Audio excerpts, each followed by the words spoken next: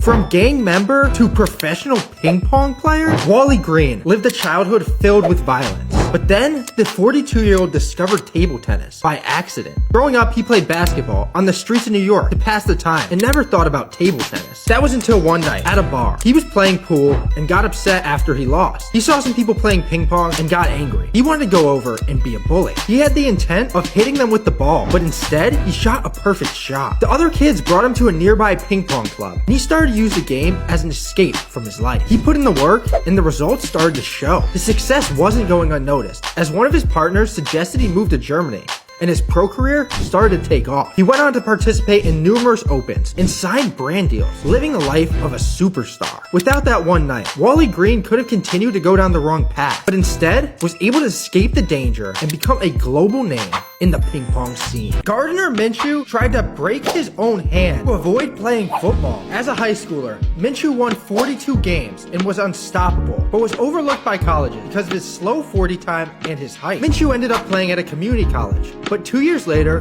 moved his way up to East Carolina, where he was expected to redshirt his freshman year. Oh, that was at least the plan, until late season injuries led to the coaching staff wanting him to play. Minshew wanted to keep his redshirt, so he devised a plan that involved some drinks and a hammer, deciding to hit his hand so he could injure it and he wouldn't be able to play, keeping his red shirt. Well, Minshew hit his hand with the hammer and eventually gave up and lost his red shirt. 3 years later, Minshew found himself set to graduate and it seemed his football career was over. However, he did have 1 year left of eligibility and a dream. He started exploring his options, and Nick Saban for Alabama called. The only problem? They had Tua and Jalen Hurts. Minshew would be the third string. He was promised a coaching job after 1 year, helping their young QBs grow. Minshew wanted to take the offer and was set on accepting it until Mike Leach called. He was going to make him the nation's leading passer, not a coach, at Washington State. Minshew was ecstatic.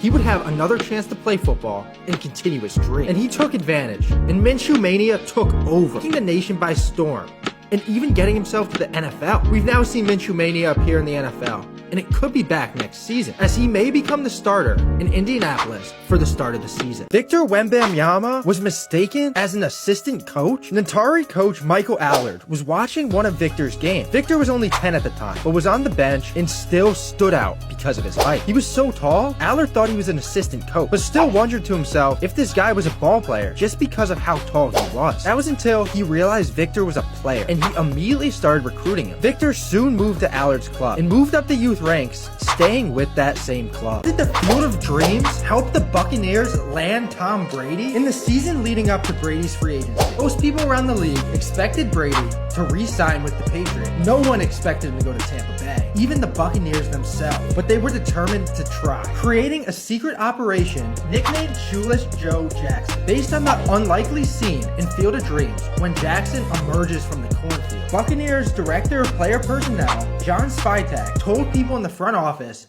if you build it, he will come. The thing they were building was a competitive roster, and he was the greatest quarterback of all time. They signed Shaq Barrett and Ndamukong Suh and drafted Devin White, among many other moves. For Brady, it came down to the Chargers, 49ers, Bears, and Bucs, but Tom ultimately chose Tampa Bay. And Operation Shoeless Joe Jackson was a success. Victor Wembanyama started preparing for the NBA in middle school. Victor knew he would need English if he made it to the NBA, and he felt like he didn't learn enough from school, so he started watching Instagram videos and TV shows in English. Definitely not the most conventional way to go about learning a language, and more Gen Z, but it definitely worked, and Victor's preparation paid off, giving him one less thing he has to focus on in his transition to the NBA. A video game caused Damian Lillard to make the NBA? Growing up, Dame played March Madness, creating a player to try and win a championship. He would put his player on a mid-major to try and make things more difficult. The team he would often choose, Weber State, because of their large arena compared to other mid-majors. When Dame got older and started to get recruited, Weber State was the first to give him an offer. The only reason he heard of the school was through the video game. However, that definitely wasn't the reason he committed. Weber State was honest with Dame during his recruiting,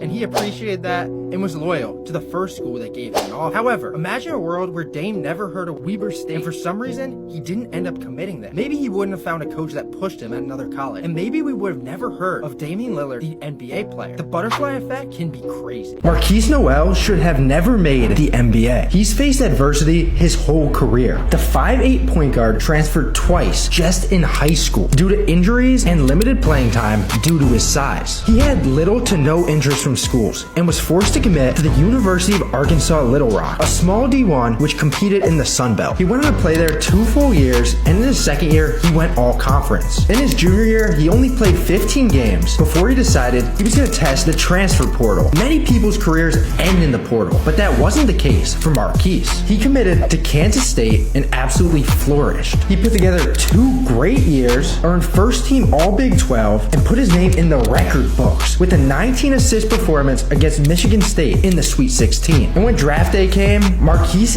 didn't hear his name called. He went undrafted, but definitely not unnoticed. The Toronto Raptors signed him to a 2-way deal. Size doesn't measure heart, and Marquise has proved that time and time again. Nothing and no one will hold him back from his NBA dreams. Struck by lightning and finished the game back in 1990. Cleveland Indians pitcher Ray Caldwell was 1 out away from a complete game when he was struck by lightning. The ball was so powerful that it knocked him out cold. It even knocked off the hats of some of his teammates and coaches. And for the crowd, they were unsure if Caldwell was even alive. That was until he got up after 5 minutes and refused all medical attention, insisting he would stay in the game. He went on to do that and retired the final batter with a ground out to third. Caldwell did not sustain any lasting injuries to continue his solid season. Julian Edelman dated Jerry Rice's daughter back in high school. Edelman was terrified of Jerry. The first time he went to the house, Jerry came out in no shirt and gave him a head nod. Well, that was their closest thing to a conversation for the next 2 years. However, when Jerry was not home, Edelman would sneak into his room and try on his Super Bowl ring. Now, Jerry and Edelman are friends and oftentimes bump into each other. But it wasn't always that way, because at one point, Jerry was the protective father and Julian Edelman was dating his daughter. How did Kobe become the Black Mamba? While dealing with personal off-the-court issues, Kobe felt confused and needed an alter ego. While watching a Tarantino movie, he stumbled upon the Black Mamba. After some research, he immediately knew that snake was the alter ego for him. Kobe Bryant would handle the off-the-court issues, but the Black Mamba, he would come to life on the court. Twitter is officially a thing of the past. Twitter now has competition, with Instagram launching Threads on July 6th. And with Twitter's recent issues, things could get interesting fast. There was a temporary limit on the number of posts people could view per day. During this downtime, people were searching for a Twitter alternative. Although those exist, Instagram has something that they don't: the ability for people to keep their usernames and followers from Instagram over to Instagram Threads. People love convenience, and if you're already following people whose content you like, it makes that transition a lot easier. Will Threads be able to surpass Twitter, or will Elon keep pushing forward? Dennis Rodman's nickname had nothing to do with basketball. Dennis Rodman was nicknamed the Worm, but it actually comes from pinball. When Rodman was younger, he loved pinball, and his mom said the way he played it, he would look like a worm while he wiggled back and forth trying to play. And the nickname stuck with Rodman for the rest of his NBA career without actually having to do with basketball. The moon landing caused an MLB home run. In the early 60s, Giants pitcher Gaylord Perry was batting when the manager commented that a man will land on the moon before Perry hits a home run. Perry had a flawed swing, and as a pitcher, his batting was something they would not focus on. Some years later, on July 20th, 1969, Giants were playing the Dodgers, and Perry was on the mound. A moment of silence was held because a man had finally landed on the moon. Later that same inning, Perry got up to bat and hit a home run. It only took 547 appearances and 1 moon landing, and the Hall of Famer finally hit one out. How did People's Magazine pick the wrong guy for sexiest athlete alive? When they were selecting for their sexiest athlete alive, they decided on Kansas City quarterback Rich Gannon. Problem? When it came time to take the pictures, Elvis Garback was back from his collarbone injury and was the starter again, pushing Gannon back to the backup spot. The photographer came and asked for the QB. They directed him to Garback. The photos then reached back to the office, and they realized that there was a mix-up. No one had the heart to take the award away from Garback, so they decided to run it, interviewing his wife, who had an all-time backhanded compliment at her husband. Mike Tyson once gave away a Lamborghini. A day before his rematch with Evander Holyfield, Tyson was backing out his Lambo when he did not see a stanchion behind it and backed into it, causing at the most $1,000 in damages. Tyson then jumped out of his seat and told the security guard to take the car and threw him the keys. He was confused, thinking Tyson wanted him to valet the car. One of Tyson's friends interjected, explaining that he was giving him the car. Tyson was so angry and felt that this fender bender was bad luck and only wanted positive thoughts before the fight. This Duck Dynasty star was a better QB than Terry Bradshaw. During Bradshaw's first 2 years at Louisiana Tech, he was a backup. The starter at the time,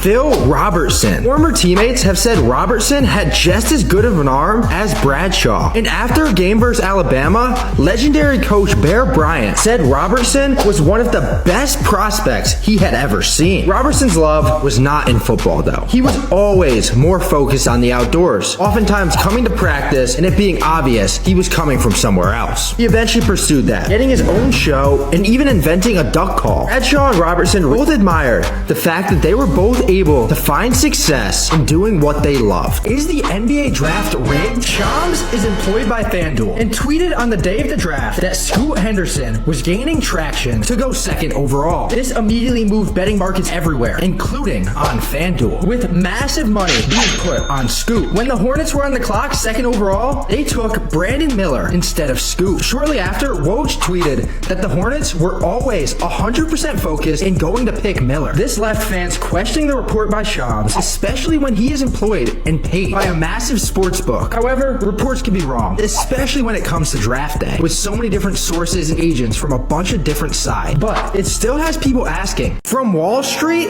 to an NFL GM. Following 8 years at Princeton, Kwesi Adofo-Mensah found himself on Wall Street as a commodities trader. He wanted a change, so he decided to go to Stanford to become an economics professor. Soon after that, he realized he still had some competitor left in him and wanted to try to get into the sports world. Made a connection through a sports conference and got offered a job for the 49ers. The only problem, the pay was 1/20th of what he was already making on Wall Street, and there was no guarantee of success in him moving up from this job. Organization allowed him to flourish, promoting him twice before in 2020 he found himself an offer to essentially become the assistant GM of the Browns. Learning more and more from his role at the Browns, he then found himself as the general manager of the Minnesota Vikings. He's definitely found success. Next goal is to bring a championship to Minnesota. Jokic was always destined to become a Denver Nugget. Back in 2000, when Jokic was just a kid, he could be seen wearing a Nuggets sweater. At the time, Jokic was not a Nuggets fan. He wasn't even a basketball fan, as there were stories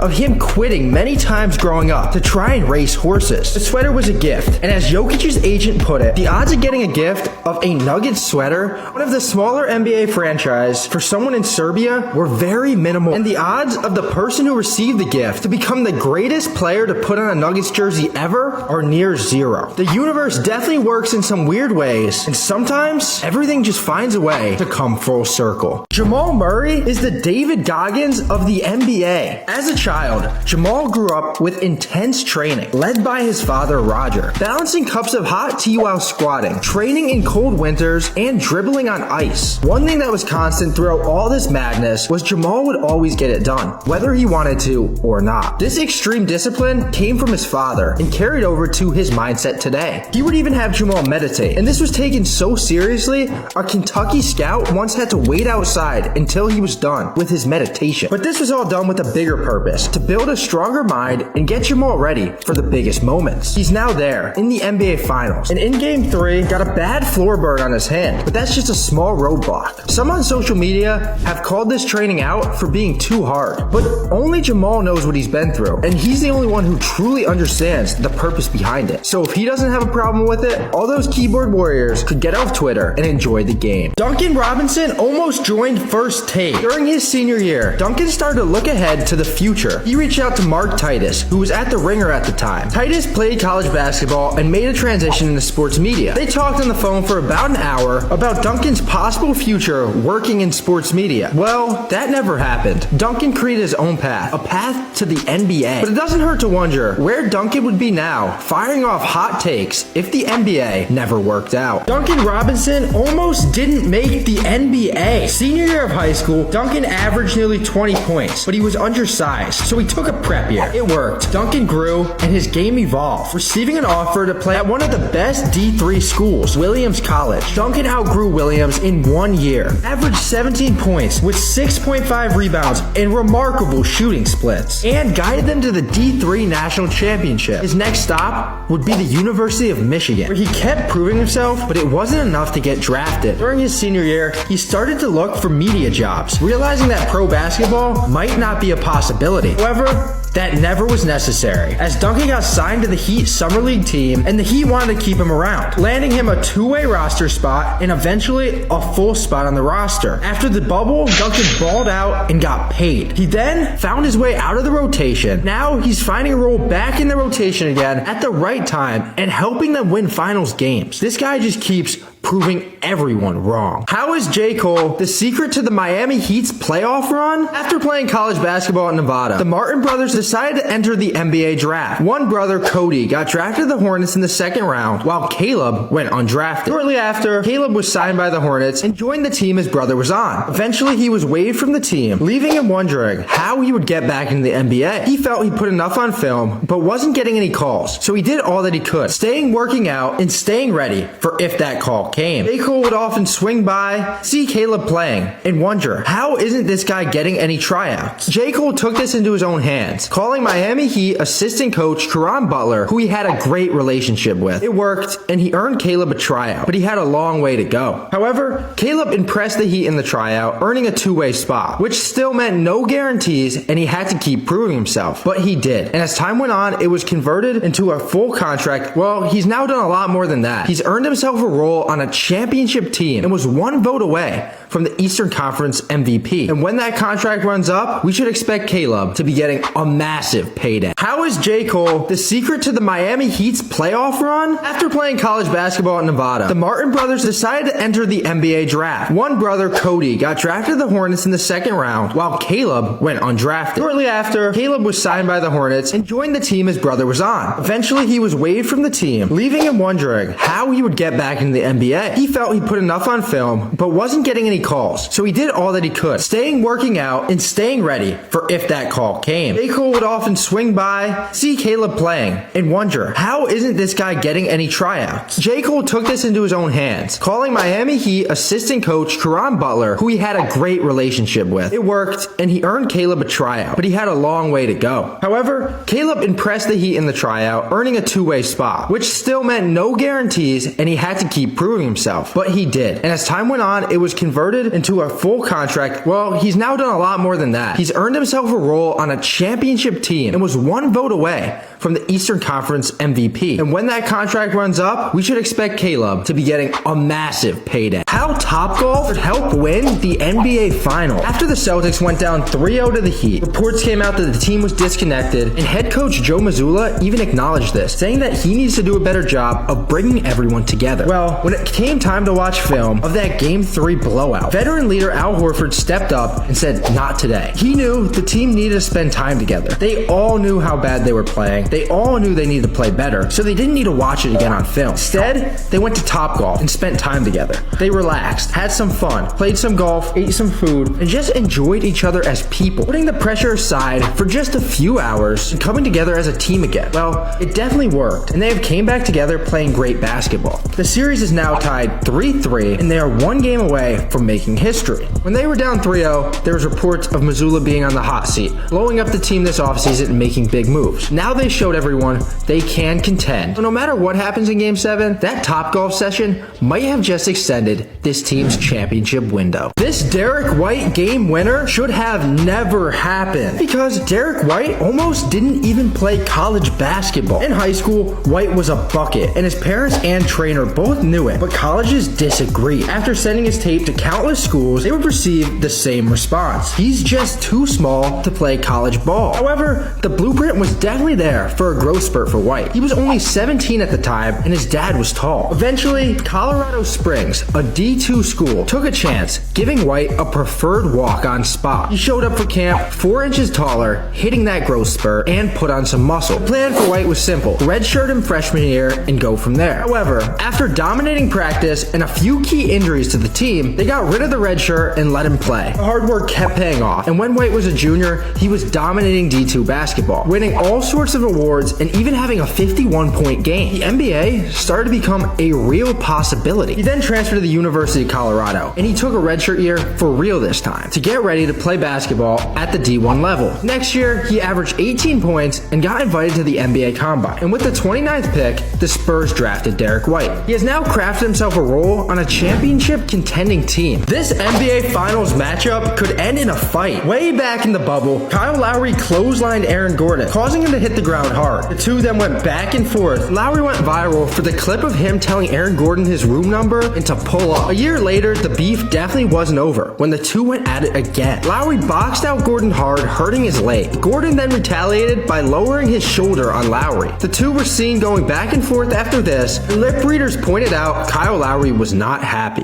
Both are now on new teams, the Nuggets and the Heat, but their past has definitely not went away. Another significant story that can't be ignored, when Jokic pushed Markieff Morris and injured him, and the Heat were waiting in the tunnel wanting all the smoke. Morris is no longer on the team, and Jimmy said he's over this and he respects Jokic as a player. But tempers could definitely flare again, especially when there's a finals trophy on the line. Jimmy Butler has already ended Joe Mazzulla's championship dreams once. Mazzulla's final college season, he was gearing up for the Big East tournament. After a first round bye, West Virginia and Missoula would be playing Jimmy Butler and Marquette. Missoula played 40 minutes and had 8 points, while Jimmy played 36 minutes and had 9. They even guarded each other for a portion of the game. Marquette came out on top 67-61, knocking Missoula's team out of the Big East tournament. West Virginia went on to play in the NCAA tournament, so it wasn't his last college game. Jimmy now has the chance to end his championship hopes again, this time in the Eastern Conference Finals. The unexpected truth, how Stetson Bennett earned the nickname the Mailman. Back in high school, Bennett was super undersized. He wanted something to stand out while competing in camps. So he called up one of his friend's dads, who was a mayor, and asked for a favor. Bennett asked if he could have a mailman's hat to wear at these camps. He said yes. Bennett wore it, and it definitely helped him stand out, becoming known as the Mailman. Jimmy Butler got the nickname Jimmy Buckets before making an NBA bucket. Stacey King, former Bulls player and current commentator, gave it to Jimmy before his rookie year in 2011. Butler barely played his rookie year and only averaged 2 points. However,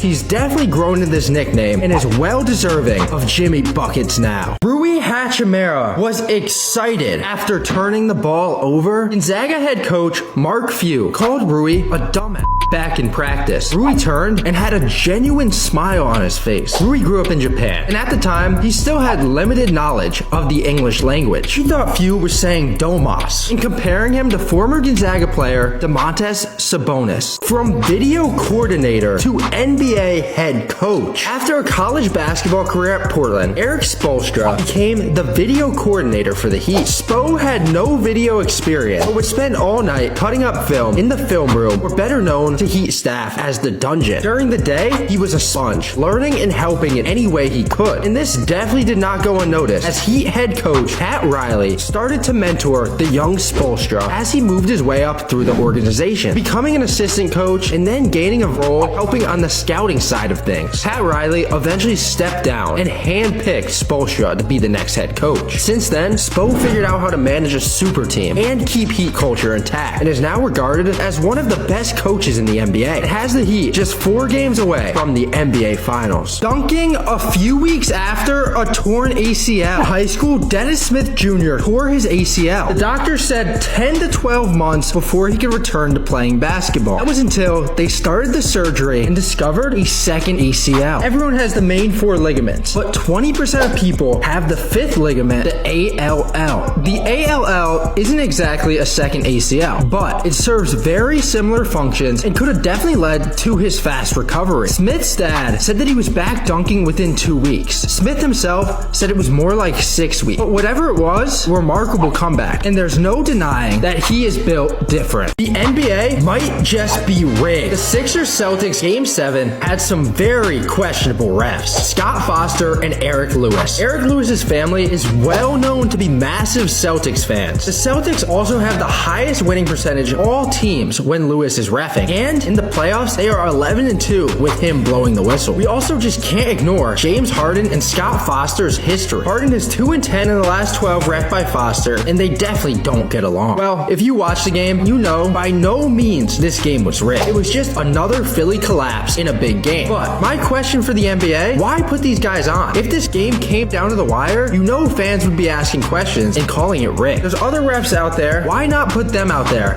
for Game 7? NHL legend for running ultra marathons. An ultra marathon is any race with a distance longer than the traditional marathon. After running the Boston Marathon, Zdeno Chara wanted to test the ultra waters and run a 50K. That's right, 31 miles. So let's rewind. There's me in the same race as Big Z. There are plenty of stories how good of a leader and teammate he was. And I definitely saw that in person, encouraging everyone who finished. I even came in second overall and made Z's Instagram. Chara could have enjoyed retirement on the beach somewhere relaxing. He's out there pushing himself even more, seeing how far he could go. I wonder what big race is coming next for the legend, because this seems like it's just the start. How do the Knicks figure out which celebrities to sit courtside? The first requirement is simple. Do not get on James Dolan's bad side. No, seriously. Andrew Schultz sold out Radio City Music Hall 2 nights in a row, also owned by MSG. The normal routine is for them to come sit courtside at a Knicks game and promote their show. When Schultz called the Knicks to set this up, he was shut down because of previous comments he made about James Dolan. Ethan Hawke used to enjoy the perks of free courtside Knicks tickets until he went on a podcast and said James Dolan made the wrong move by not keeping Mike D'Antoni around. Next time Hawke wanted Knicks tickets, there was a change of tone and he could tell he was no longer welcome at MSG. If you're not disliked by Dolan, then you reach the second step where an entire team decides which celebrities are big enough for the game. And once you make that list, you are entered into an Excel spreadsheet, and that has a mysterious formula in it that decides where each celebrity sits. But there's an even higher level of celebrity status at Knicks games. This is becoming a friend of the garden. Friends of the garden receive access to a special entrance and an elevator, so you don't have to go into the game with the general public. A special VIP clubhouse called Suite 200. It's free of charge and has everything you could imagine. But there's an expectation that you will also help the Knicks out through promotional videos, recruitment videos, attending parties with the garden employees, and more. If you learned something new, hit that follow button for more in sports. Game 6 Clay is a fraud. The legendary nickname came from a masterclass versus the Thunder. 41 points and 11 3-pointers, and this man could not miss. Over his career, in the 14 Game 6s Clay has played, the numbers don't back up this narrative. In Game 6s, Clay averages 20.1 points. His career playoff average, 19.3. Not much of a jump. His shooting percentages in Game 6 are up 5% from 3, but they're actually down 1.2% from the field. And when you look at his plus minus, in Game 6, he's only averaging a plus 2.7 plus minus. However, Warriors players have said Clay goes into Game 6 with a different mindset, knowing he's that guy. As a fan, these storylines make games fun. So even though I know it's not true, I will still be watching Game 6 expecting a massive Klay Thompson game. Joel Embiid wanted to retire before his first game. Embiid was drafted with injuries and would have to spend his first years rehabbing. However, Embiid had a positive outlook on this, posting on Twitter one day he would win an MVP. Comments on this post laughed at Embiid, saying he hasn't even played a game yet and would never win an MVP. And they were almost right. Shortly after the draft, Embiid's younger brother Arthur passed away. Embiid wanted to go back home for good and leave the NBA. He knew his injuries would eventually heal, but his heart, that was a different matter. Embiid would wake up every day to try and find love for basketball again. But he knew this is what would make his brother proud. He pushed through. Embiid is now an MVP and is one game away from the Eastern Conference Finals. If you enjoy stories like this, hit that follow button for more. The NBA bubble might be coming back. That's right, history is starting to repeat itself. NBA fans have had fun calling the bubble a fluke and the Lakers ring a Mickey Mouse ring. However, it's starting to line up that there might be a conference finals bubble rematch. Lakers versus the Nuggets and the Heat versus the Celtics, which means we might be in for a treat with another iconic block and a buzzer beater. And following that, we might get a Heat-Lakers finals. But with no more Danny Green for the Lakers, someone else is going to have to step up and miss the game clincher. But in all seriousness, if this happens, maybe it'll be enough to finally stop discrediting the Lakers bubble win. A dad getting a chance to draft his son. Deuce Vaughn dominated college football. One issue scouts had was his height at 5'5". The 6th round approached, and Deuce was still not drafted. It started to sink in that he may not get picked. Deuce called his dad, Chris, who also happens to be the assistant director of college scouting for the Dallas Cowboys. Chris stepped out of the draft day war room and into the hallway and went into dad mode. consoling his son and letting him know things are going to work out. After the call, it was back to business for Chris. But shortly after, the Cowboys were on the clock. Chris would stay out of all conversations about his son, not wanting to be biased when scouting the player. However, when he looked at the draft board, his son Deuce was at the top of it, and they would have no one else make that call besides Chris, letting his son know that they're going to be going to work together and he's going to be a Dallas Cowboy. Childhood friends to getting drafted as the first 2 picks in the draft. CJ Stroud and Bryce Young both grew up in Southern California and went to high school 50 miles from each other. However, their friendship starts way back in 8th grade when they played against each other. Their teams were in separate leagues, but both nationally ranked, so the coaches set up a game. Bryce's team absolutely crushed CJ's team so badly that they put CJ in at cornerback to try and stop Bryce in his offense. The two would then meet again at camps and even had the same trainer, spending off time training and hanging out together. Their friendship really started to bloom when both went off to big time football schools and were put in the spotlight. They would FaceTime each other almost every other week just to talk to someone who would get it and just to talk about life. Next year, the Texans will be traveling to Carolina and they will be playing each other on the biggest stage. Is this a failure? The Giannis Antetokounmpo story. I want to be NBA Grew up sharing a bed with his brothers, selling sunglasses and DVDs on the street just to eat for the day, while their parents struggled to find a job as immigrants in Greece. However, the family was rich in laughter and in happiness. But still, there was no time for sports, just work. That was until a coach offered the possibility of money. Giannis started playing basketball, and his potential was immediately realized. But there was always that uncertainness that he was wasting time that could bring in money for his family. Eventually, Giannis was fully bought in, and he had only one option: outwork everyone, staying in the gym until midnight, and oftentimes even sleeping there. NBA scouts took notice, and he was drafted by the Bucks. Giannis Antetokounmpo. The only problem, his family couldn't come to America due to immigration issues, leaving Giannis in a constant state of worry for his family. Once sending all his money back home and having to hitch a ride from a fan to a game. Another time, selling his PS4 after feeling guilty for spending $400 while his family was still overseas. Giannis improved more and more each year, and eventually his family was able to arrive to America. The Bucks started to really believe in Giannis too, completely building a team around him. He won an MVP and was able to honor his late father. I want to thank my dad. Then brought Milwaukee their first championship since 1971 and created a charity in his father's name. Giannis' story is far from over, but man, what a wild ride it's been. An MLB player uses the show to prepare for games. White Sox pitcher Lucas Giolito recently talked to Chris Rose about his game prep. He will play his opponent on the show before he plays them in real life. This helps him understand what pitches he will throw in certain situations to certain guys. The only problem Giolito faces is last year he had a down year, and his rating went down to a 70 overall, finding himself in worse situations way more often. Someone needs to work on him getting a 99 overall card so he can be fully locked in for games. Austin Reeves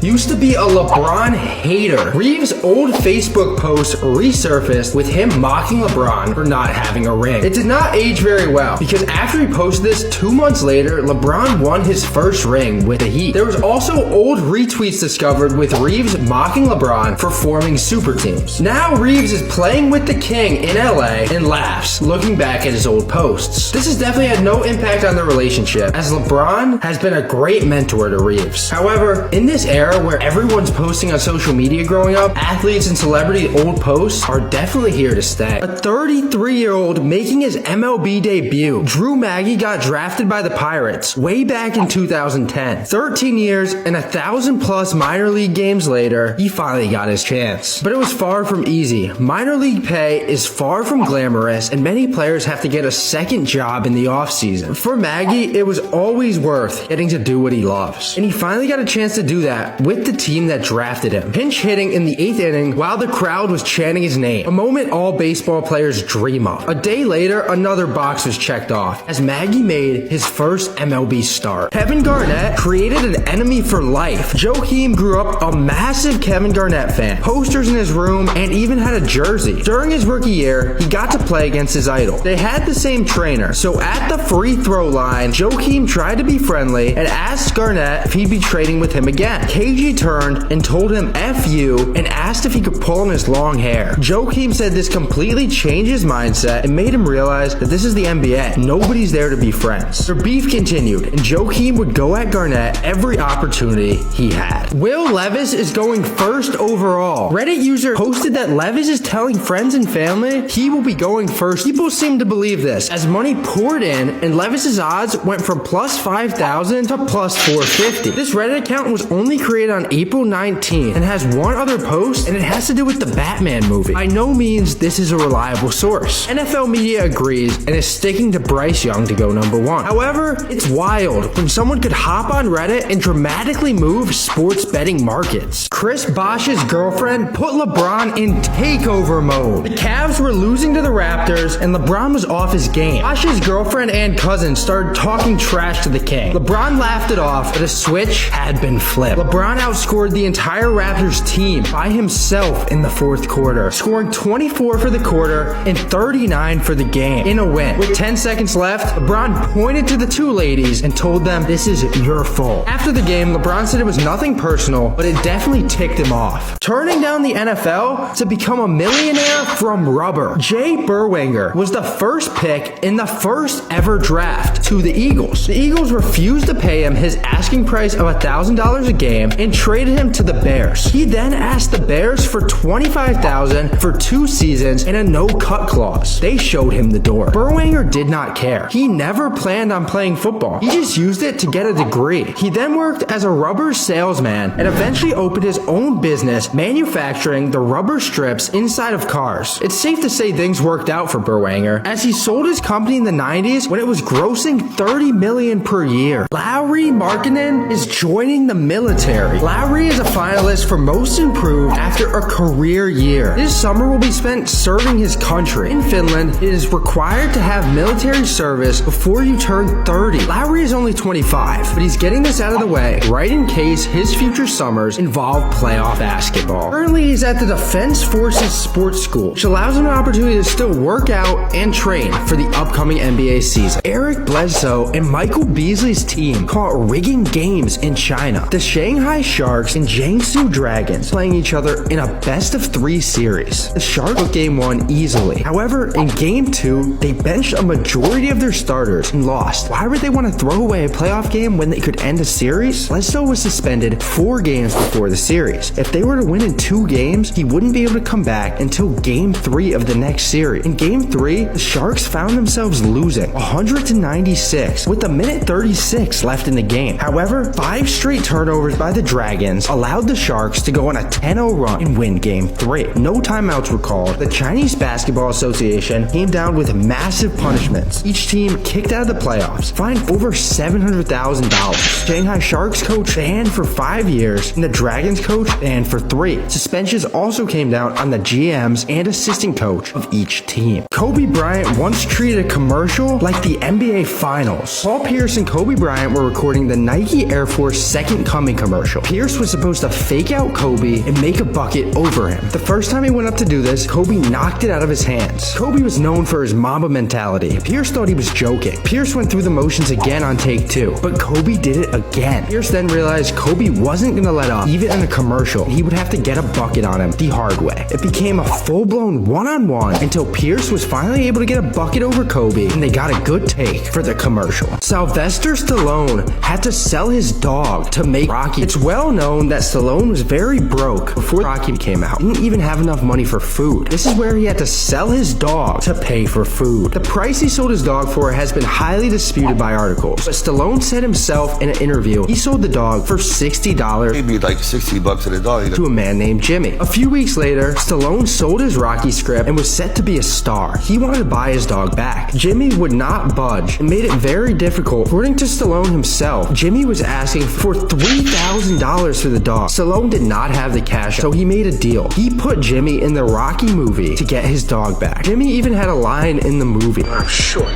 Stallone's dog was also put in the movie, and you could see him in the first and second Rocky. Playing college football football and baseball in the same day. UCF's starting center fielder and quarterback, John Rise Plumlee, is reinventing the term doubleheader. UCF baseball was playing Memphis at 5 p.m. and UCF football was kicking off their spring game at 7:30. JRP went 2 for 3 with a triple and 2 RBIs in the baseball game. He then left in the 7th inning to make it to the football game. He missed a few drives, but still showed out on the football field as well, throwing for 2 touchdowns and over 200 yards. The student section that impacted games. In 2012, Arizona State wanted to ramp up student cheer, so they came up with the curtain of distraction. 2 curtains on each side of the basket and 5-second skits that would start once an opposing player got the ball in his hand and started his free throw motion. This went massively viral, with stars such as Michael Phelps wanting to get in on the fun. And ASU games were more packed than ever. It had worked. But the real question was it actually impacting games? And the answer is yes. A Harvard study estimated 1 to 2 point difference on the opposing team's score just from the curtain of distraction. Upshot Analytics suggests that the curtain of distractions led the visiting teams to miss an additional 5 to 10% of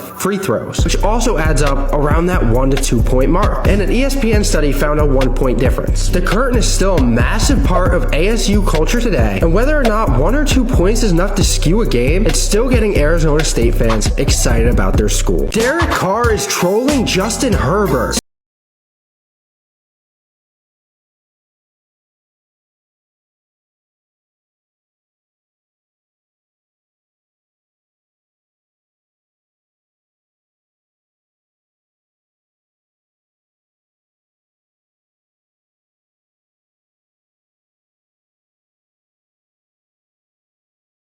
Giannis almost retired in 2020. Giannis was not in a basketball mindset. He was dealing with the passing of his dad, COVID-19, and being in a constant spotlight he wasn't used to. This went as far as him talking to the front office, letting them know that he might be ready to hang the jersey up. It looked at him like he was crazy after just signing a massive Supermax contract. Giannis didn't care though. He was happy with just his family. He said he grew up with much less and would be perfectly content walking away from the game. However, Giannis decided to talk to someone and went to counseling, and it worked. Giannis found himself in a much better headspace. Kevin Love made it acceptable for athletes to talk about mental health, and Giannis is so thankful for it. That's why he's talking about his own struggles now. LeBron James almost ended up with Adidas. Sonny Vaccaro befriended a high school LeBron James, his family, and his friends. Sonny was the guy in sneakers. He had helped Nike land Jordan and Adidas land Kobe, and it seemed he might do it again with LeBron. LeBron was wearing Adidas in high school, and many expected that's where the king would end up. Sonny even promised LeBron and his mom that a 10-year, $100 million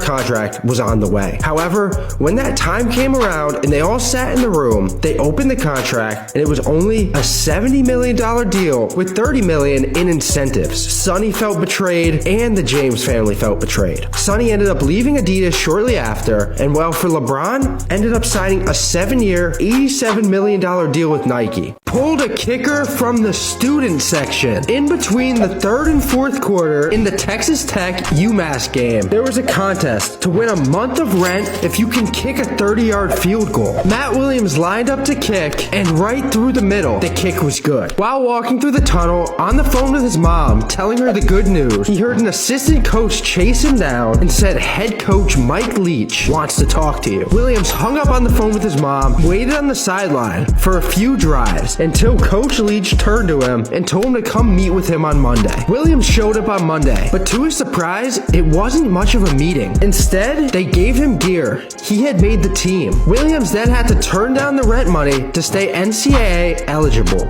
How Sonny Vaccaro landed Kobe Bryant is more legendary than the Jordan Air story. Vaccaro was fired from Nike and went to Adidas with Rob Strasser and Peter Moore. They knew they needed to find that next guy, so they sent Sonny to New York to do it again. Sonny was running the ABCD basketball camp with some of the best high school prospects. It was very difficult to get into the camps, and Joe Bryant asked Sonny for a favor. "Get my son in your camp." Sonny remembered Joe from 1972 when Joe won MVP, another one of Sonny's camps. Sonny agreed.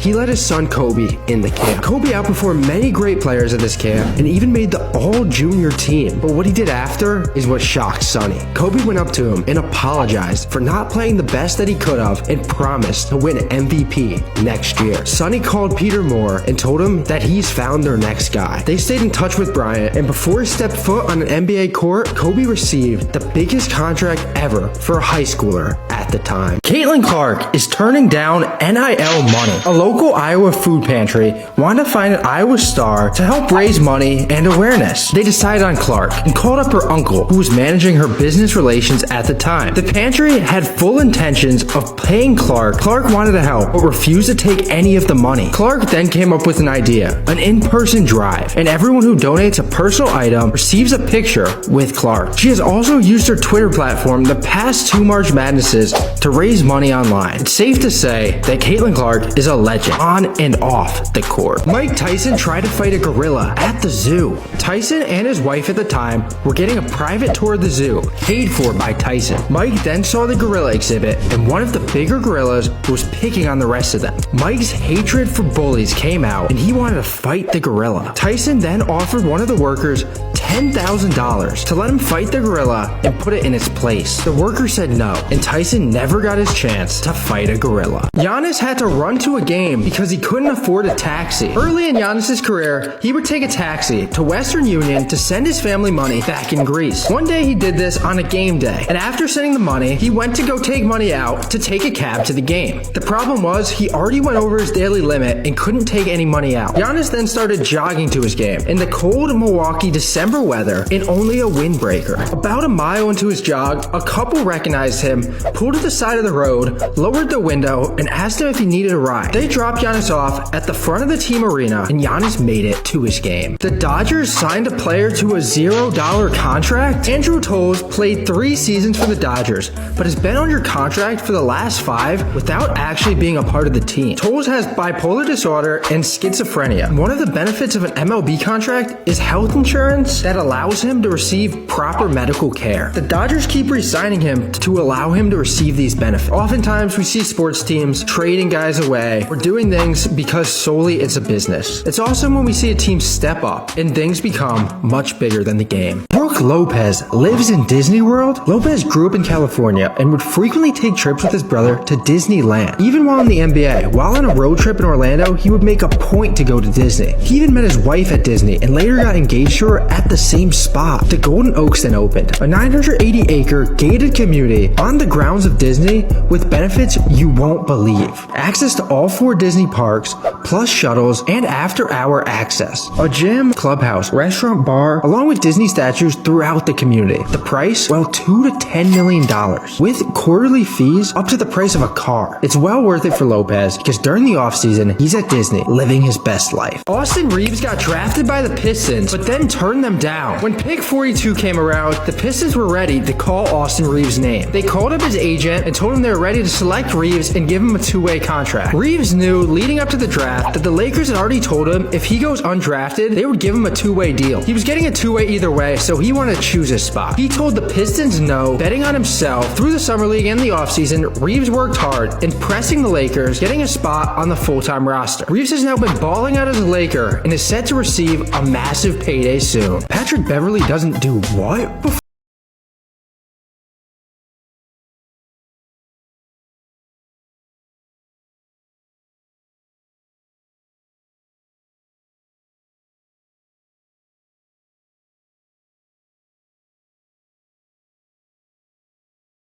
Or he might be onto something. A 26-year-old playing in March Madness, Memphis' star player DeAndre Williams was set to graduate high school in 2016 when things took a turn. Williams had offers from plenty of big D1s, Baylor, Texas. This is when Williams and his mother received some sketchy advice from some coaches. Have Williams drop out of Klein Forest High School and instead go to the Sports Association of Texas for Christian homeschoolers, known as SACH, for his senior year. In theory, this would be great. It would allow Williams more time to focus on basketball and still graduate. The problem was, Satch was not accredited by the NCAA. Once his time at Satch was over, a year was wasted and no high school degree. The next year, Williams took night classes to get his diploma. Williams then found a coach he could trust and followed Coach Roy to Nationwide Prep for a post-grad year. Williams became one of the best post-grad players in the country. He ended up finding trust between him and head coach Penny Hardaway, and he was on his way to Memphis. Williams will be leaving Memphis with 2 degrees, and his next step in basketball is uncertain. But if there's one thing we learned, a minor setback won't stop DeAndre Williams. The Cavender twins are shocking the world. It seemed 9-seed Miami's tournament run would end in the first round. Miami found themselves down 17 at halftime to Oklahoma State. They rallied to the 5th largest comeback in NCAA tournament history. In the round of 32, things did not get any easier. Miami had to face a giant, 1-seed Indiana. Miami found themselves leading with 12 seconds left as Haley Cavender sunk a free throw and silenced the stick to TikTok chants. However, Indiana wouldn't go away, hitting a 3 to tie it. Miami then hit a jump shot, taking the lead and never looked back. Miami then faced 4-seed Villanova, who has Maddie Siegrist, the leading scorer in the country. Siegrist scored 31 versus Miami. They were able to slow the rest of the team down in a 5-point win. Miami now faces LSU with a chance to go to the Final Four. Deion Sanders benched his own son before the championship. Deion runs a tight ship as a head coach and keeps his team disciplined. One rule is always be early to meetings. If it's a 7 o'clock meeting, Deion will start by 6:50. During a meeting leading up to the conference championship, Deion's son showed up only 5 minutes early. Deion had already started. Coach Prime then benched his own son. NBA head coach uses Quizlet for scouting. A Twitter user found a Quizlet account named Joe_Mazzulla. In the profile picture, Celtics head coach Joe Mazzulla. Shortly after it went viral, this Quizlet account was deleted. However, not before it was saved online. It was never updated when Mazzulla was a head coach, so it's safe to assume he used it while an assistant coach for the Celtics. No denying that some of these reports are pretty funny. Kuzma, alert to leakouts, good shooter, he is hunting, he will not pass. Mazzulla's wife tweeted out that this was not her husband's Quizlet, but then deleted the tweet. When Mazzulla was asked about this in a press conference, he beat around the bush, but never fully denied the account being his.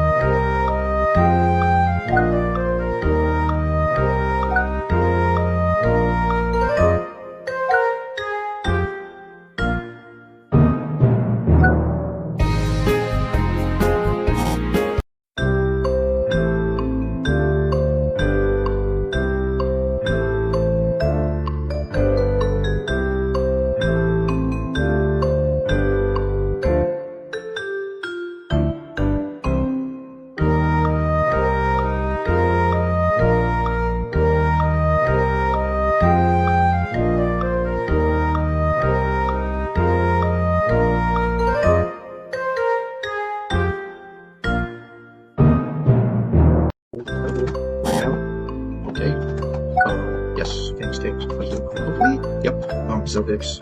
Could try way out and get with the Celtics. Okay, nope. Fade just did. Yep, yep, okay. Mr. Jimmy in the third string or something. 28 seconds. Junior. Okay, we got 19 seconds. Oh, anything is possible. Anything is possible. Okay, I don't think you played your orders, but always a guess. Nope.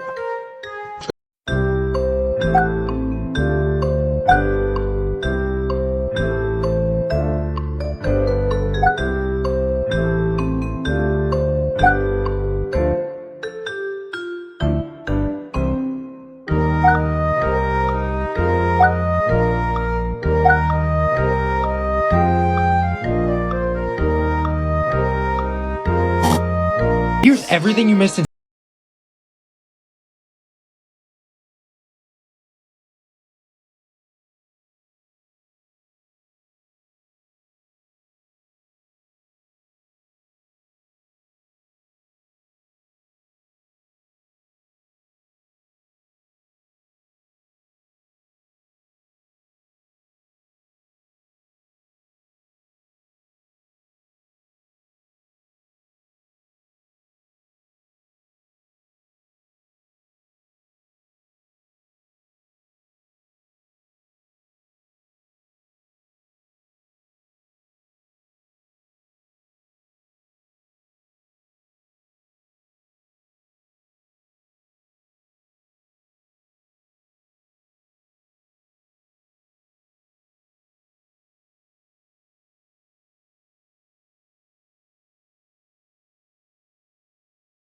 This Bengals trash talk is getting a little bit out of hand. Obviously, it's not all Cincinnati's fault. They said Burrow had during the game. Now the media is taking it and ran with it. But man, the mayor saying Joe Burrow is Mahomes' dad is just weird to me. This game hasn't gotten bigger than 2 points in the spread. It's going to be a super close AFC Championship game. And the Bengals are acting like they're massive favorites that already won the game. I mean, just giving the Chiefs free bulletin board material. Obviously, I'll say it again, not the Bengals' fault. But they said Burrowhead. That's been ran with. Now the Cincinnati mayor's coming out and saying stuff. I mean, this would be a great game, but the Bengals got to calm down. Another day, another headline trying to make Aaron Rodgers look bad. This is the biggest non-story ever. They're almost 20 years apart. Who cares that they didn't hang out outside the facility? Do you think Kobe was hanging out with guys in his later years of playing, bringing out rookies to hang out? This would be a different story if Romeo Dobbs was saying Aaron Rodgers wouldn't want to get extra reps in with him or wouldn't want to work on routes or film or something like that, but it's nothing like that. It's trying to make Aaron Rodgers out to be a bad teammate when he's obviously not one. I mean, man, the media does whatever they can to go after Rodgers. If Jeff Saturday gets hired for the Colts, it might be one of the most dysfunctional hires ever. Jim Irsay, the owner of the Colts, wants to hire Jeff Saturday, so he's interviewed him twice. The thing is, Irsay hasn't interviewed anyone else. The other interviews have been the GM and Irsay's daughter. So at the end of all the interviews, they're going to come to Irsay and tell him who they want to be hired. However, it doesn't really matter because he makes the call. He wants his buddy Jeff Saturday to be the coach, and if he hires him, it's going to be one of the worst mistakes ever. He's going to hire him after not sitting in on any of the interviews. The guy went 1-7 as a coach. It just doesn't make any sense. A perfect bracket heading into the Sweet 16. It was March of 2019, and after Sunday night's games, there was still a perfect bracket. Who the bracket belonged to? Well, that was the question everyone wanted to figure out. The bracket named Center Road was 48 for 48. NCAA.com was able to track down the owner of this perfect bracket, Greg Nigel. Greg had no idea until they reached out to him. This was the fourth bracket Greg had filled out, and he wasn't paying any attention to it. How he picked each team was even crazier. A mix of listening to the experts and picking teams based on if he liked the city or had any friends that went to that school. Everyone wanted to get an interview with the man behind the perfect bracket, and Greg's luck continued. Gonzaga won, pushing Greg to 49 straight games. However, the next game it ran out. Tennessee versus Purdue. Greg had Tennessee advancing. Tennessee rallied, forcing overtime. The Boilermakers got it done at OT, ending Greg's chase for the perfect bracket. Two brothers are facing off in the Sweet 16. We've already seen an iconic brother matchup in the Super Bowl this year, and in previous years in many sports. This year is different. You will see a brother versus brother when Florida Atlantic and Tennessee face off for one team to go to the Elite Eight. Both athletic directors are brothers. Danny White is the athletic director for Tennessee. Brian White is the AD for FAU. These brothers have already faced off once before in 2018, when Danny was the athletic director at UCF, and UCF beat FAU and his brother Brian. This rematch is more significant because Michael Jordan lost a ping pong game and moved the table to his room to practice. It was the 1992 Olympics, and when the Dream Team got a break from dominating the competition, they would spend their time playing ping pong against each other. Christian Laettner was the only collegiate player on the Dream Team and happened to be pretty skilled at ping pong, beating a majority of the team. When he was matched up against Jordan, he beat him, and in a dominating fashion. In rage, Jordan threw his paddle against the wall and didn't talk to anyone for 2 days. The story then goes that Jordan got someone to move a table to his room, spent days practicing. For for a rematch against Leitner. The rematch came and Jordan got revenge, demolishing Leitner. But wait, this is where the story starts to take two sides. Leitner has claimed that Jordan never beat him in ping pong. So who's lying? Did Jordan get revenge or did Leitner beat him again? Everyone knows about the Jordan flu game, but there's another GOAT with a flu game of his own. It was the conference championship. Patriots at Steelers. Tom Brady wanted nothing more than to get revenge on the one-seeded 15-1 Steelers after they beat the Patriots on Halloween, ending their record 21-game win streak. Brady's body disagreed. The night before the game, 103 fever, an IV in his arm, and everything was in slow motion. In pregame warm-ups, Brady did not want the Steelers to have any idea how he felt. Wearing shorts and a t-shirt in the -1 degree weather with a wind chill. Brady's own teammates didn't even know how sick he was because he didn't want to be a distraction to the team. The game started and Brady's flu game was officially underway. The Patriots were just too much for the Steelers to handle and Brady could not be stopped. 207 yards, 14 for 21 on passes, and 2 touchdowns in the 41-27 blowout. Thanks to Brady's flu game, the Patriots would go on and win another Super Bowl. This iconic father-son March Madness moment almost never happened. RJ Hunter and his dad Ron did not always know how to manage a father-son coach-player relationship. When RJ was just 10 years old, he was playing baseball and Ron was his coach. Everyone was pitched to underhand, but when RJ got up to bat, he pitched to him overhand. RJ quit baseball that day. Before even committing to play for his father, Ron was already talking to every father-son coaching duo he could find, asking how to make things work. Ron has even said himself, if he was in RJ's shoes, he would not want to play for his father. There was even struggles with just figuring out how RJ would address his dad. The title of coach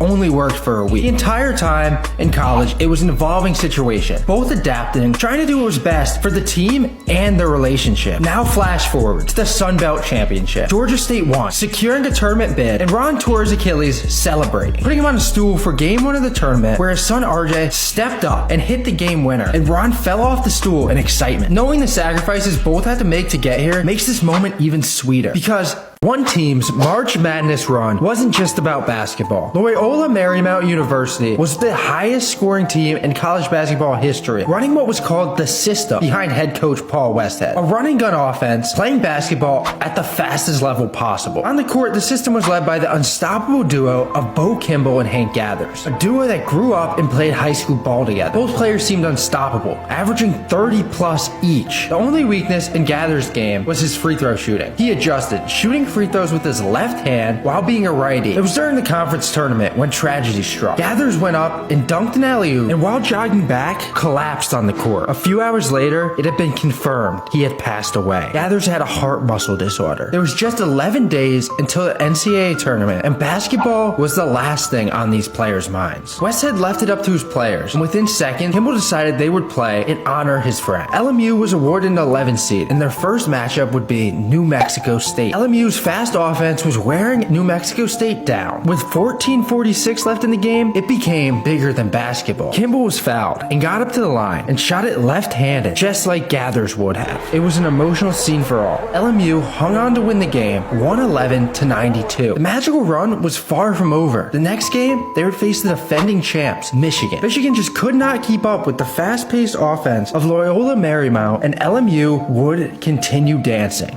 Next up, Alabama. Bama sure figured out how to slow down LMU, holding them to only 62 points, but they still had a little magic left, holding Bama to 60, getting the win by 2. LMU was in the Elite 8 as an 11 seed and dealing with something no team has ever dealt with before. LMU's tournament ended there with a loss to UNLV. However, in the face of tragedy, LMU came together and defied all the odds, and for that, they will always be remembered as one of the most inspiring teams in college basketball history. This coach took coaching the Pro Bowl way too serious. The 2007 Pro Bowl kicked off in beautiful Hawaii, and on the kickoff, Hall of Fame tight end Tony Gonzalez found himself jogging down the field without blocking anyone. However, on his way back to the bench, Coach Belichick was not happy with Gonzalez. "Why don't you bleeping block somebody, Gonzalez?" Looking back, he turned and saw Belichick glaring at him. He was livid. This was supposed to be the Pro Bowl, a fun game to celebrate the season, and he was getting chewed out over special teams. But he was going to do something about it. On the next kickoff,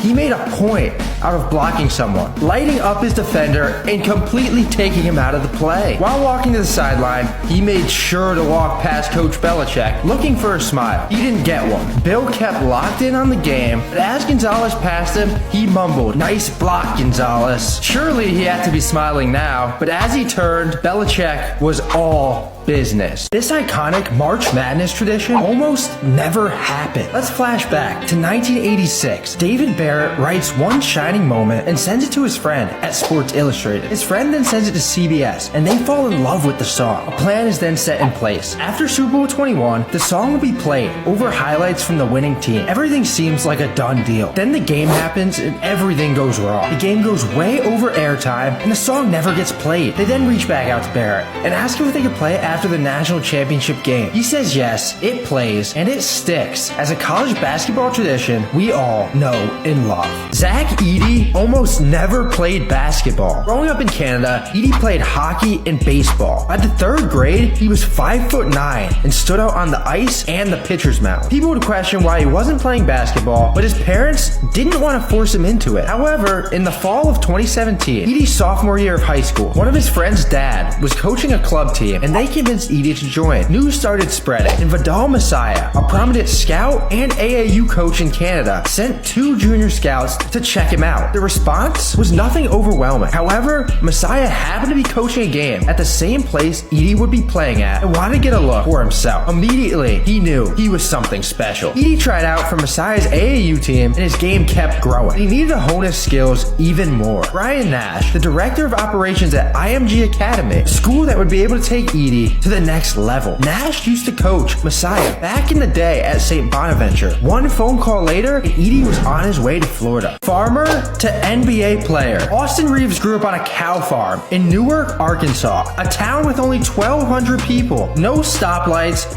and only 2 restaurants, with the pizza place literally being named Pizza Place. Everyone knows everyone in this town, and Austin was known for his historic basketball performances. 73 points in a triple overtime win, 33 points in the 4th quarter of a 57-point game, and the buzzer beater to win, among many other high school games, leading to Austin signing autographs and taking pictures for 20 minutes after games. However, being from a small town was also his biggest curse. Austin struggled to get noticed by any D1 schools, but with enough persistence, he was on his way to Wichita State. 2 years at Wichita State, and it wasn't the right role for Austin. Transferring to Oklahoma, where he started to shine. Reeves went undrafted, but by choice, telling teams in the later 2nd round, "Don't pick me unless you're going to guarantee my contract." He had his path set out on being a Laker. Pete Carroll is beefing with Sauce Gardner. During the Combine, Sauce told a story that his pre-draft interview with the Seahawks was uncomfortable and Pete Carroll was too close to his face. Then, 71-year-old coach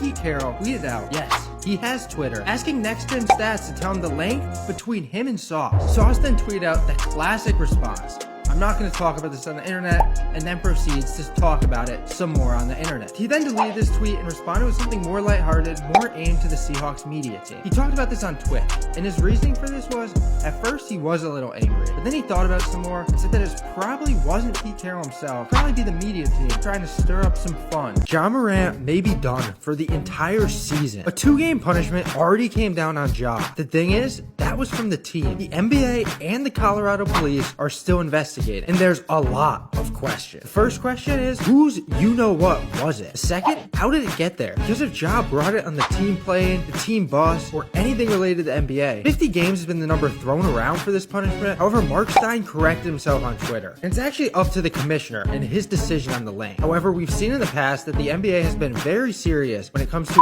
on an NBA or team property. The other question is, it's illegal in Colorado to under the influence. Ja was at a club. Nothing points to proving that he was under the influence, but it is something that will be investigated. There's so many questions that are unanswered, and the one thing I can say for sure is this situation is not over yet. This Celtics player just jinxed himself. The Celtics were playing the Cavs, and it was a tie game with 0.8 seconds left when Grant Williams was fouled. Donovan Mitchell tried to get in Williams' head, and Williams responded that he was going to make both free throws. He missed the first, and this is where things get interesting. The Cavs, in a sense, iced Grant Williams like you do to a kicker in the NFL. They made subs, causing there to be a 45-second gap in between the first and the second free throw. Well, it worked. He missed the second as well, sending the game to overtime. The Cavs won in overtime. An NFL player saved a man's life. Vikings wide receiver KJ Osborne had been training in Austin, Texas, but was getting ready to go to Miami for the rest of the offseason. He decided to enjoy one of his last nights in Austin by going out with DeAndre Swift, his trainer, and some others. On Osborne's Uber ride home, he was looking down on his phone texting when he heard his Uber driver yell and immediately looked up to see a car on fire. Him and his driver both knew they needed to try to save this man. Another car had the same idea, and a man and a woman got out with the same intention. This team of 4 was able to talk to the man and get him conscious enough to move himself to the passenger seat. Once he was able to do that, Osborne and the others were able to carry him far enough away from the car. The craziest part, Osborne wasn't even supposed to be there. He missed his first Uber and had to call a new one. It's by no means a stretch to say that if Osborne made that first Uber, this could have ended up a much different outcome.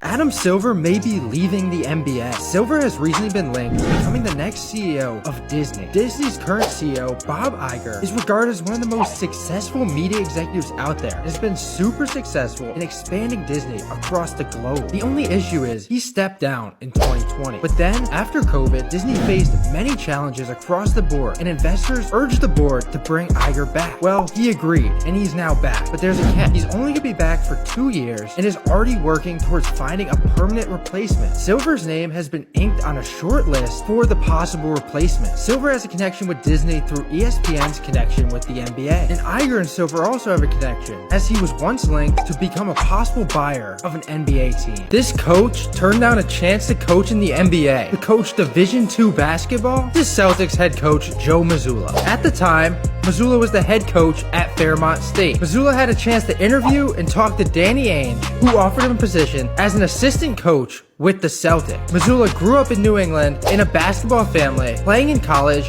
at West Virginia. His dream was to coach in the NBA. However, he turned Danny Ainge down, citing the fact that he promised a recruit that he would be there in the fall. While Mazzulla was leaving, Ainge reminded him that this was once in a lifetime, and next year, this job may not be around. Mazzulla left, and on his flight home, he cried, wondering if he blew his shot to ever be a coach in the NBA. What he did not realize, that this decision gained him so much respect with Danny Ainge and the Celtics. The chance did come back around, and now Mazzulla is the head coach for the Celtics and will have a chance to compete for an NBA championship. This Dodgers player has gotten on base 50% of the time without even swinging the bat. Dodgers player Miguel Vargas is dealing with a hairline fracture in his right pinky. Because of this, he's been unable to swing the bat. Because it's only spring training, the Dodgers have still sent him up to the plate so he could track pitches in real time. The thing is, some pitchers haven't gotten this memo. Walked again.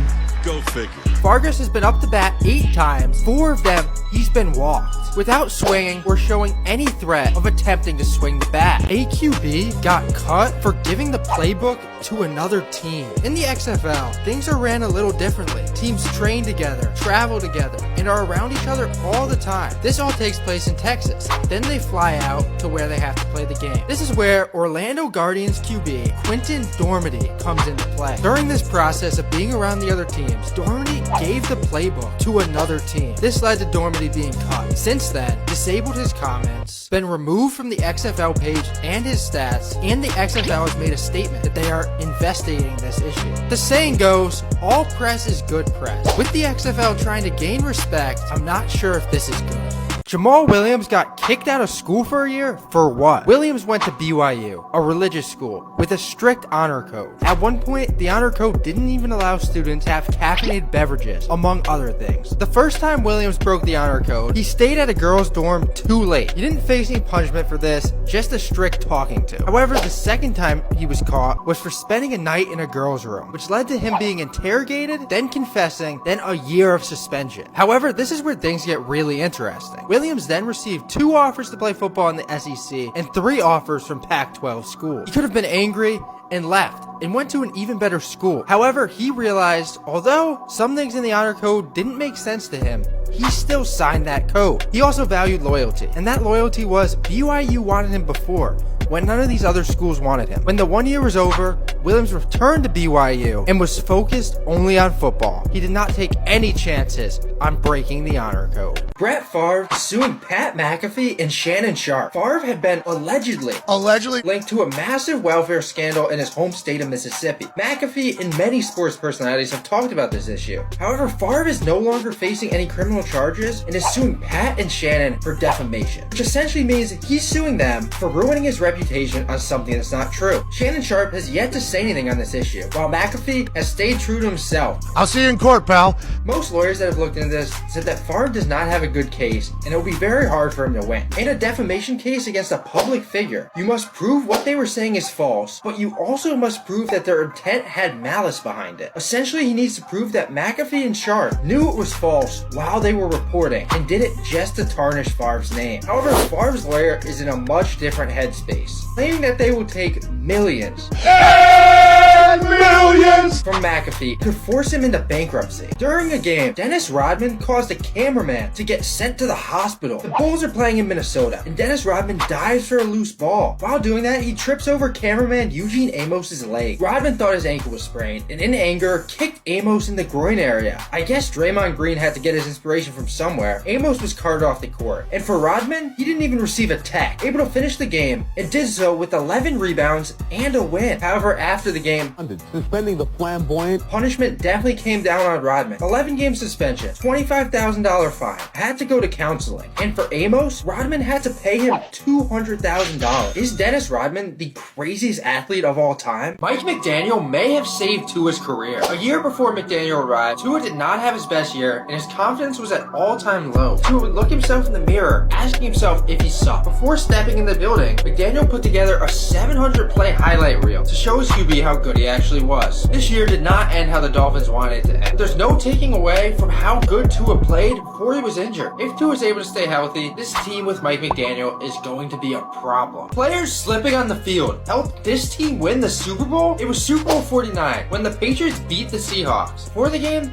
there was a little preparation that may have made a huge difference. Night games in Arizona get humid, dewy, and are known for their slippery fields. However, Bill Belichick knew that ahead of time and set a mandate for the team to all wear 7 stud cleats. Heavier cleats, less preferred by players. However, they lead to less slips. Danny Amendola has claimed so many of the Seahawks players were slipping that his cuts felt so strong and it felt like it gave the Patriots an edge. And once again, Bill Belichick made a great move, staying one step ahead of everybody. Anthony Richardson could be the first pick in the draft. Richardson opened up at a plus 10,000, meaning an $100 bet would win $10,000. Recently, his odds have shifted though to a plus 750, the third best odds behind CJ Stroud and Bryce Young. This means only one thing. People believe in Richardson and are putting their money where their mouth is. Now some mock drafts are even boasting Richardson as the #1 pick. A lot of this speculation is based on one thing: the expectation that he's going to kill it at the combine and impress scouts with his throwing ability. Richardson's been compared to a mix of Cam Newton and Lamar Jackson. Looking back, all this hype could end up being laughable. But oftentimes, when there's smoke, there's fire. And there's definitely a reason Richardson's name is being thrown around for the #1 pick. This NFL player fell asleep before his first Super Bowl. Before Tom Brady's first Super Bowl against the St. Louis Rams, he found himself with nothing to do with an extended pregame during all the Super Bowl festivities. He took his shoulder pads off and laid down in front of his locker and fell asleep for 20 to 30 minutes. Brady woke up with only 12 minutes before his team had to take the field. Tom himself said it wasn't because he was so comfortable or relaxed. It was more so he didn't realize the significance of the game, and he felt as prepared as he could be. Russell Wilson might be the most hated player ever. The Athletic reported that Wilson tried to get head coach Pete Carroll and GM John Schneider fired in February 2022, claiming that they made it more difficult for Russ to win Super Bowls and individual awards. A few weeks later, Russ then got traded to the Broncos. That's right. The even crazier part is, Wilson wanted Pete Carroll replaced by Sean Payton, his new coach in Denver. Looks like Wilson got his wish on one end. Wilson's camp and Wilson himself has denied the report. It will definitely be interesting if Pete Carroll's asked about this leading up into next season. Everything you missed in sports. The NBA was back in action as Walker Kessler had a block as time expired to force overtime. His game included 7 blocks and 18 rebounds, but on the point side of things, Lauri Markkanen led the way,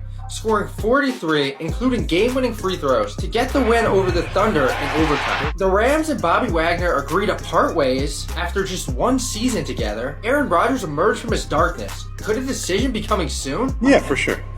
Where he stayed was described as this: partially underground, hobbit-like structure with 300 square feet of space, devoid of light, with a queen bed, a bathroom, and a meditation-like mat on the floor. Jeff Bezos is interested in looking into buying the Commanders. The Nuggets moved to 22-0 when Jokic has a triple-double, as the Joker has 24, 18, and 13 to lead Denver to a win over the Cavs. Wendell Carter Jr. tips one in at the buzzer to top the Pistons 108-106.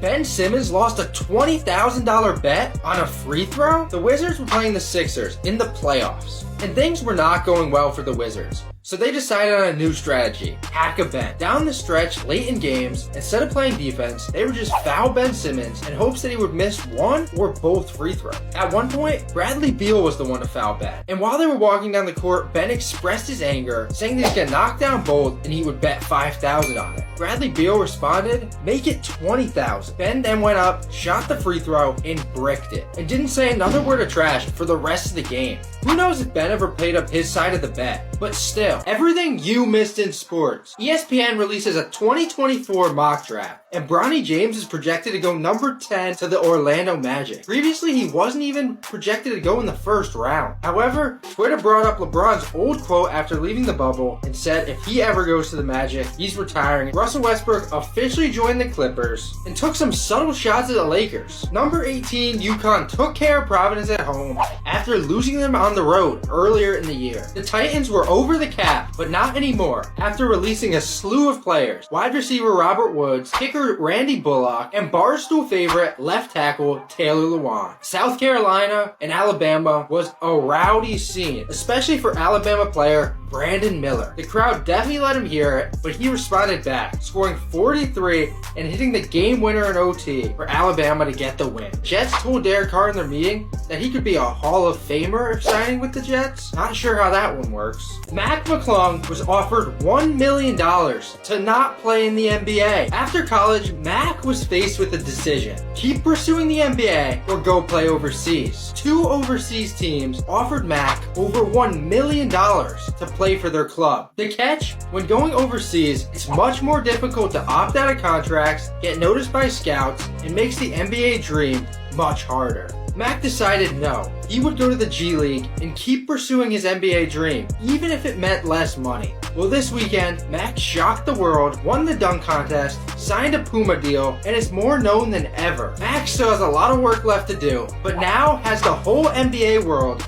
rooting for him. Everything you missed in sports yesterday. Brock Purdy's starting status is up in the air as his elbow surgery has been delayed due to swelling. It was originally reported that he would be back for training camp, but this now puts this in doubt. The Nets finally found someone who wants to stay in New York as they extend their head coach's contract, removing his interim tag. AJ Brown said if the Eagles let Jalen Hurts walk, he just wants to be traded to wherever he goes. Wherever he finna go. The Atlanta Hawks are finally shaking things up as they have fired head coach Nate McMillan. Will a new coach be able to find a way to lead this team back to the Eastern Conference Finals? As we approach March, another day of upsets in college basketball.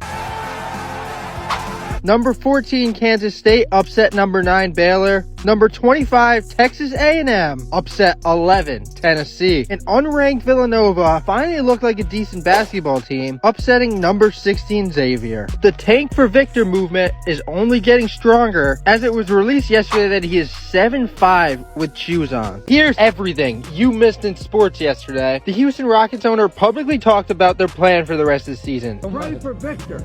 Pray for Victor as the team is on full tank mode. The two former Lakers both found new homes, as Russ isn't going to have to move far as he's expected to sign with the Clippers after reaching a buyout with the Jazz. Pat Bev is headed to Chicago as the former Lakers signs with his hometown team and is excited to compete in the East.